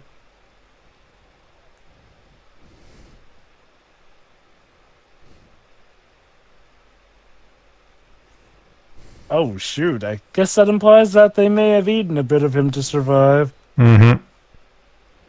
But yeah, apparently there was a deleted scene of them actually eating the decaying corpse, so yeah. I guess they're back with the Todd now after he saved their lives. 20 minutes left, and so far the most interested I've been is whenever I've heard the composer have issues working out how to play the instruments. So basically, in your opinion, not England's best. I guess to give them credit, we've made better. like, again, I wouldn't even call this movie bad, and I can see some character development, you know, the dogs having to adapt to nature, them making nice with the Todd, even to the point where even Ralph admits he was wrong about Todd. Which is neat and all. It's just... it's hard to put my finger on it. It's just... I feel like maybe this movie just isn't for me. Like, it's hard for me. Like, I can't say that it really does anything particularly offensive. Like, yes, there's some gruesome imagery, but it never feels like they overdo it, honestly, so far.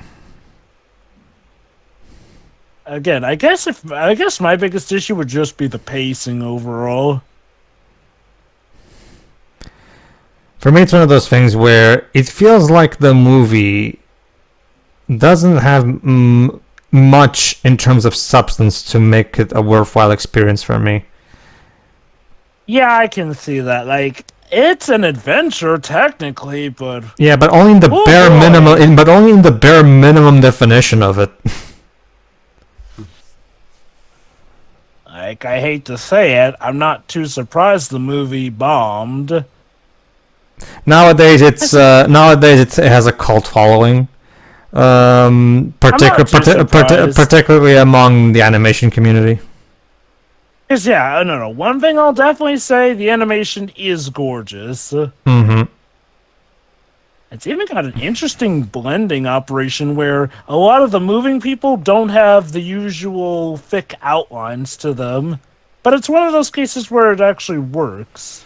You can also tell that Martin Rosen directs around whatever limitations he may have, because we never see a human face, because he wants to avoid the uncanny valley. We did technically see a few human faces here and there. But it's always very quick shots. Like they make sure that they're not on screen for too long, so that you can notice how. You know, a lot of movies around this time usually had human designs that looked a bit, uncanny valley-ish, like we saw with the Lord of the Rings. With Toy Story. Yeah, Toy Story 1 did the same. The main reason why the Pixar themselves have said this. The main reason why the first two Toy Story movies don't have much in terms of humans is because shots specifically, and we usually just see them. We usually just see their bodies and we don't see their face. Is because, well, at the time, the humans. Yeah, if you compare the way Andy looks in Toy Story 1 to the way he looks in the prologue of Toy Story 3 and 4, yeah, there's definitely a big difference. Oh yeah, I said it before and I'll say it again. For as much as I hate Toy Story 4, God, that animation is just spectacular. Mm-hmm.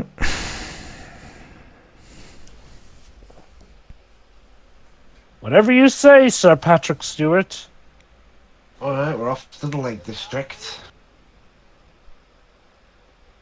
So apparently now even the army are after these dogs.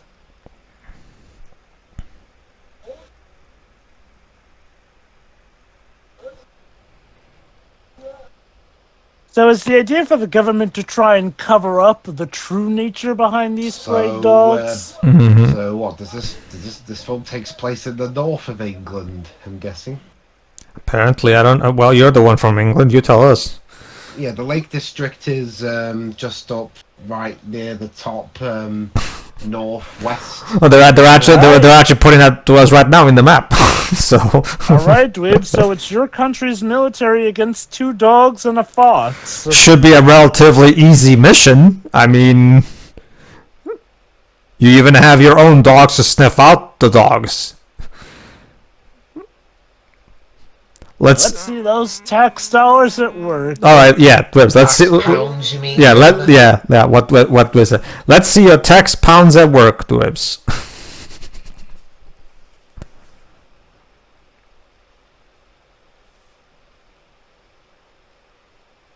Like, I'll give the movie credit. When there are bits focusing on the chase overall, the chase nature, then it does start to feel a bit more exhilarating.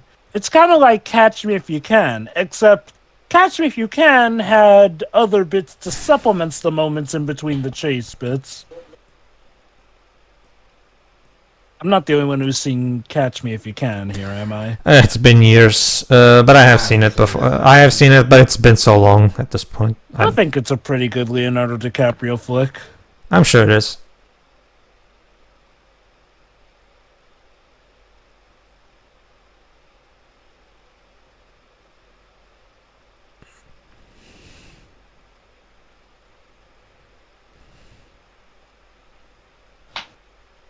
Right. Okay. A fox. I know foxes can be pretty cunning, Mm-hmm. but if an entire army can get outsmarted by him.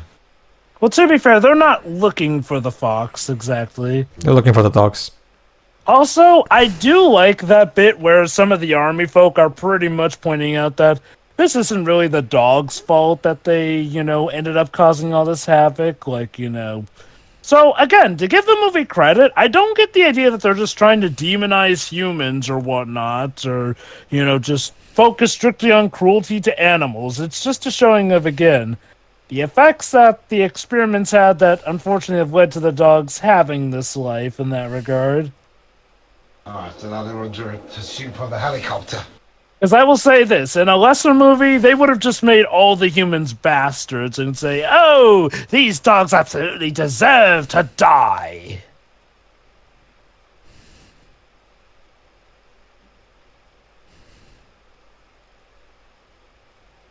I mean, I'll be honest, I'm glad we're, in terms of, British-made cinema that's not exactly up there.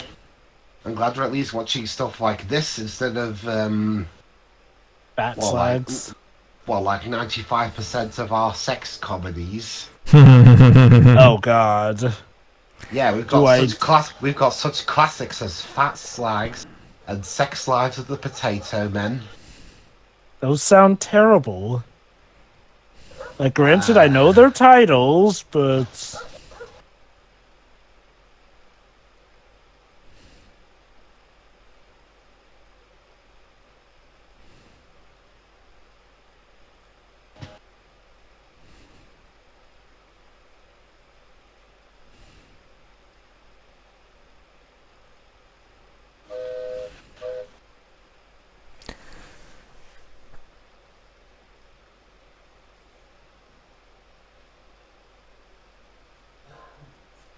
Goes for winter maintenance.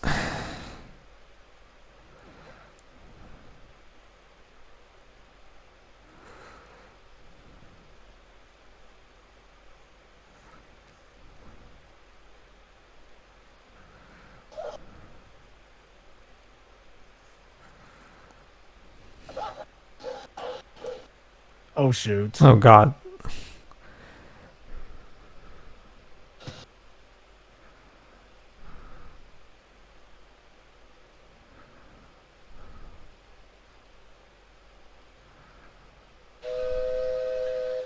Also, sorry, two. Sorry, I was thinking. Yeah, actually, Pingu's not even British, so why am I thinking that? Pingu, the penguin thing.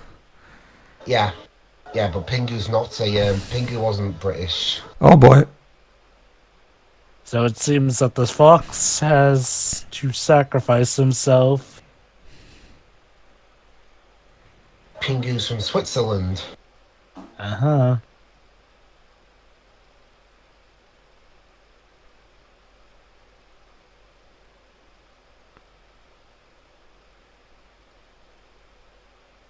They got him. No, Todd. I mean, to give him credit, he has been an established character, and he Oh, sure. did make the ultimate I was sacrifice for them. I was more making a Fox and the Hound joke. Now how are we going to who's going to tell his girlfriend? Wait, I thought you said this was Yeah. was girlfriend. Yeah, died. you're right. Who's gonna tell? What was the dog's name again? In Fox and the Hound. Hopper. That's it. Who's gonna tell him? Not me.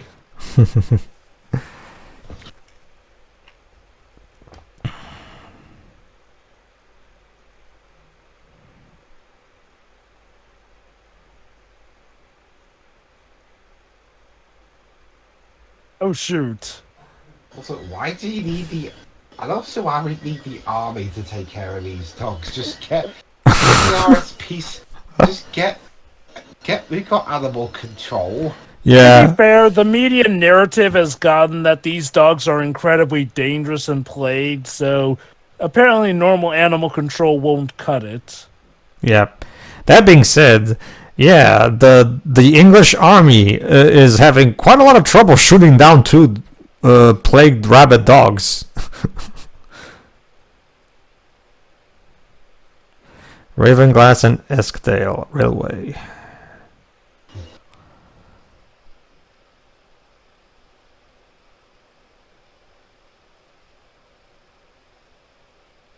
Well, Dwebs, I guess if there's one thing you can get out of this movie is if news break that there's rabid plague dogs on and about, make sure you don't leave your house because it seems like the army isn't particularly good at dealing with that.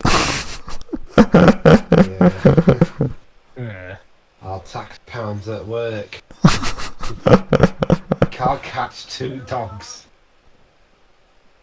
Oh, there they are. Let's see if this is where they get them.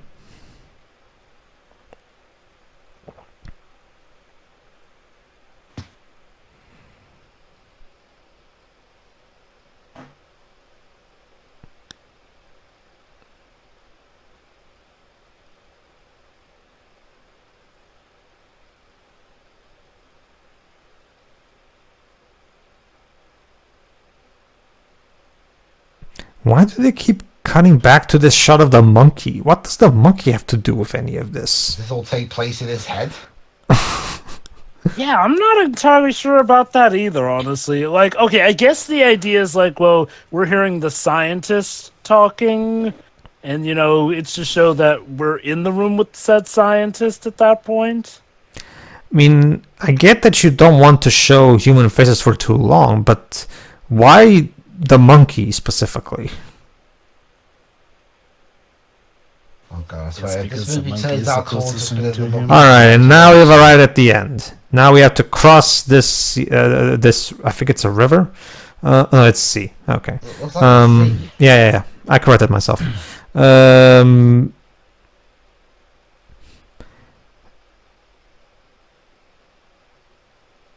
mean, dogs can swim, but I'm not entirely sure they can cross the sea. Oh, look at that, Webs. They got it. Maybe there is hope for your army after all.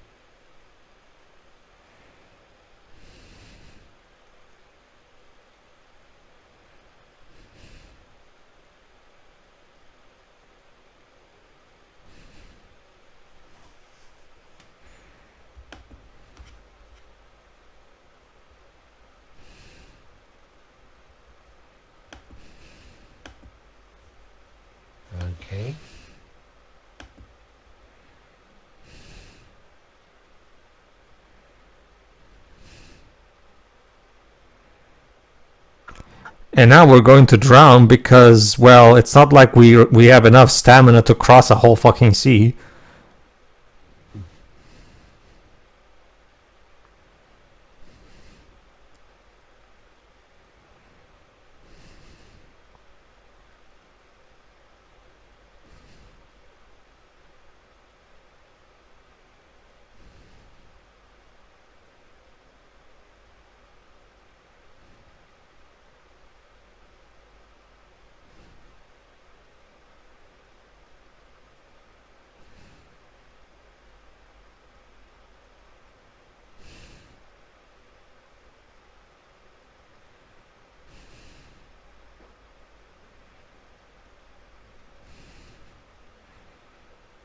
Well, is there an island or not?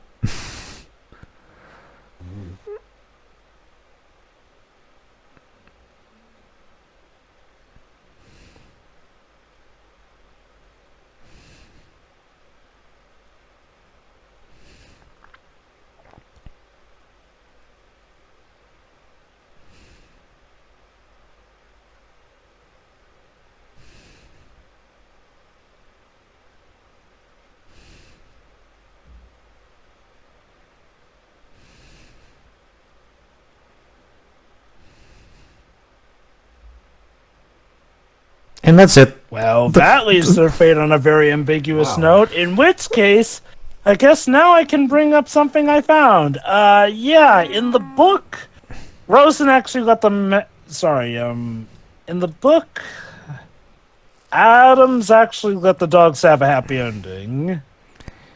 Whereas... I think he was running off of, Don Bluth's idea where you can have a lot of hardships as long as you let the characters have a happy ending. Mm-hmm. But Martin Rosen thought it would be a brilliant idea to cut the end off and leave everything ambiguous of whether they drowned or they reached the island.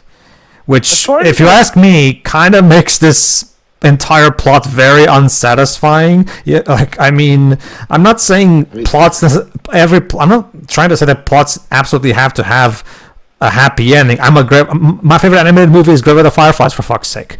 It's just that, for a movie like this to end this way, it just feels like so unsatisfying. Like we don't even know if the island we're seeing now is real or if they made it. Okay, so the way the ending apparently goes is the reader protests and cries out to the author to spare the dogs given all that they've been through, and so the author provides a Deus Ex Machina in which the dogs are saved. Also, yeah, it sounds corny, but honestly I feel like the dogs at least I feel like throwing them a bone, no pun intended, would have been in order. Yeah. According to the credits, Brad Bird was one of the animators. Wait, really? It says there in the credits, animators, Brad Bird. Let me see if it's the same Brad Bird. Go on.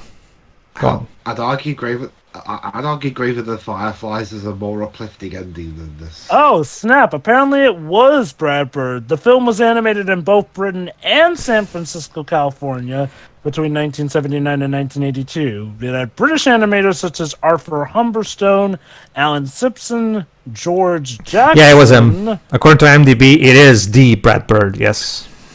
Basically, the San Francisco crew included Brad Bird, Phil Robinson, and Retta Scott, a Disney veteran who had animated the vicious hunting dogs in Bambi. Interesting. I think maybe the word you're looking for, Dwebs, is more meaningful, maybe. But I love what it says here at the end. Produced by Nepeffer Productions, Inc., San Francisco, California, and then copyright to Nepeffer Productions and copyright to Rolf Films Limited. So apparently Rolf is named after Rolf Films? Huh. Interesting. Interesting to see all the people who were. No. I'm guessing Rolf is also called Rolf in the book, so I'm assuming no, that can be the case. Final thoughts. Dwebs, what do you think of this British animated classic? I've seen better. Go on. I mean, to be honest, I didn't even really get a sense of the movie just being misery porn. It's just boring. I guess. I mean, I get it. It's one of those slower paced movies where you have to try and get to know the characters more. But honestly, the most I know about the dogs is they fall for other people really easily. And the English army is incompetent, it seems. Yeah, we can't catch 2 dogs. I guess to be fair, the story definitely makes these dogs smarter than the average pup. I guess. Our public money at work, everybody. And the music, honestly, is kind of all over the place. Sometimes it feels like whoever was playing the instruments, it was like their first time. some bits and God, that poor violin at one point. Anything else? Well, what do you think of the animation? The animation is the best part of the movie. Like, it's really well detailed, and unlike one of the other films that we've done in this sort of marathon, I can at least tell that the characters feel like they're in a real place, even if it's drawn, as opposed to the characters just looking at drawings. So that's an improvement. But other than that, this is just a real slog to get through, even if it was short. Alright. Jova. That was certainly the Grave of the Fireflies, but with dogs. Well, I guess it's Grave of the Fireflies for dogs. But yeah, no, I mean, all joking aside, I'd call this movie overall fine. Like, I don't think it was bad. I don't think it was particularly great either. I'm gonna have to agree with Dwibs, though. I don't think it felt like misery porn. Like, yes, the characters went through hardships, but it didn't feel like the plot just wanted them to be miserable. The only point where I really call foul is not at least throwing them a bone with a happy ending, because, I think that wouldn't have been too out of the question to let them have a happy ending. I can believe the director when he said that this wasn't supposed to be like an anti-vivisection film, but more an adventure one, because, yeah, while we do have some of the gruesome bits, the movie does seem to overall at least keep its focus on the venture of the dogs and their fox companion across the way, for the most part. The animation is definitely the best thing about this movie. It's gorgeous, unique, and flows very well.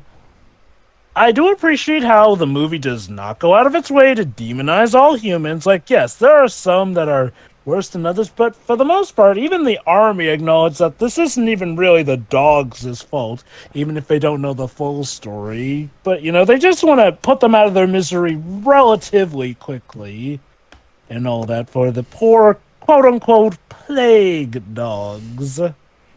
When the plot actually does get moving, it does grab my attention. These sure are some of those long pauses where it feels like nothing's going on. And I get it, it's to build up the characters, I just don't feel like the execution is the best. That being said, I would say I'm fine with this movie existing. And besides, for whatever reason, it unfortunately bombed anyway, but it didn't seem like it killed anyone's career in particular. No. Again, this movie is just fine, but it's not something I'm gonna go out of my way to rewatch anytime soon. Hey Joe, for me, top us off. Aside from the fact that, I guess to be fair, I guess it's not as cruel as I remember it being when I watched it at a younger age. I guess it's just one of those cases where maybe I was in the wrong mood when I last watched this. Even still, though, and probably the most egregious thing to me is the way it ends.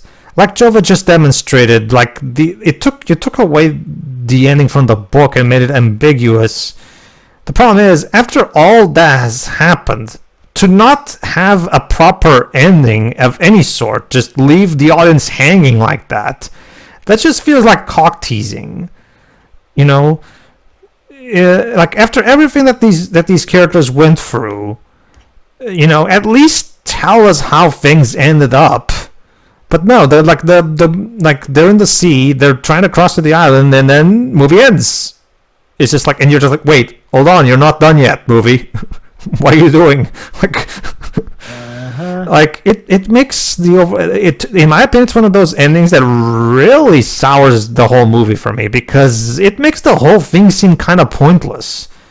Like if at least if they manage to reach the island like they do in the book, at least you could at the very least say, well, okay, it's basically a story of, you know, like not triumph of a human spirit, because they're not humans, but like a triumph of spirit, like a triumph of perseverance and all that kind of. You could at the very least say that. But no, like because of this is one of those cases where the decision to make the ending ambiguous is very, very off. Like it makes the whole, okay, so what exactly do I get out of this? Like I don't get a happy ending for these dogs. I don't get a sad ending either, because we didn't see them die either. So what feeling am I supposed to getting out of the theater after watching this? It makes the whole thing feel, again, anticlimactic. Like, what's the ending of this? It's like let me think. Oh, it's like if well, I'm struggling to come up with a good comparison. The point is, this ending really sours the movie for me, because it makes the whole thing seem kind of pointless. Like we didn't get a proper conclusion to all of this tribulation. I don't really get what Martin Rosen was thinking when he thought this was a good idea, to just cut off the ending from the book. No, not really. I can definitely, based on what Jova has described over the course of the playthrough, I can definitely see that the book is probably better.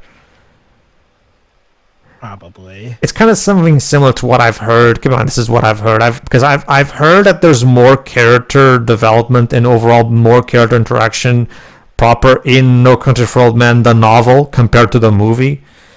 So maybe this is a similar case to this, where there's much more substance in the book that Martin Rosen clearly didn't get.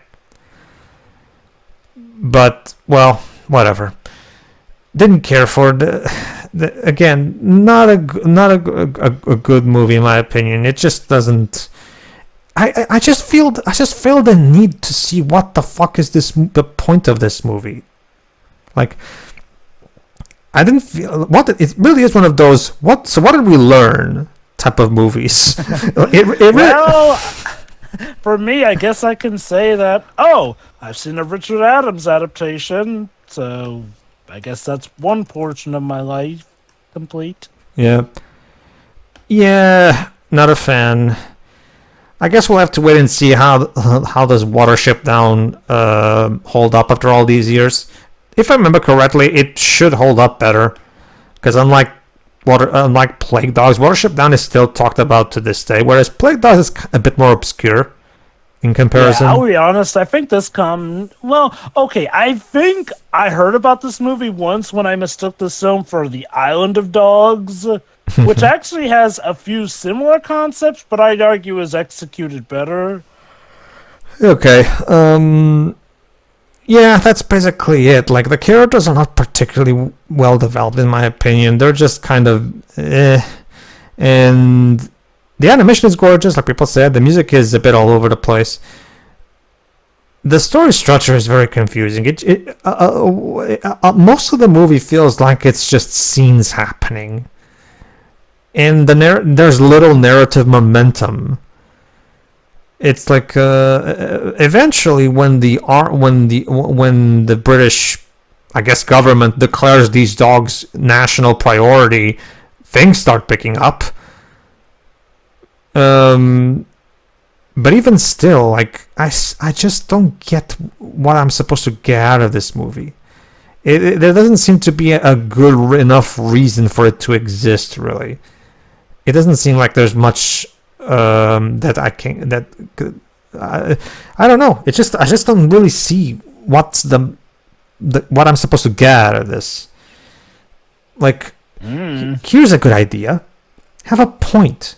It makes it so much more interesting for the listener. Which, again, if you kept the ending from the book, you could have, at the very least, had a basic point to this movie. But no, you decided to take even that away from us. Like,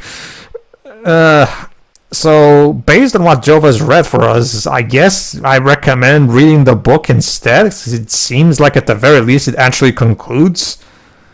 So, yeah. Not great. So that's it. I hope you at the very least enjoyed our perspective, hopefully. Tune in for when we do Watership Down at some point down the road. See you for that.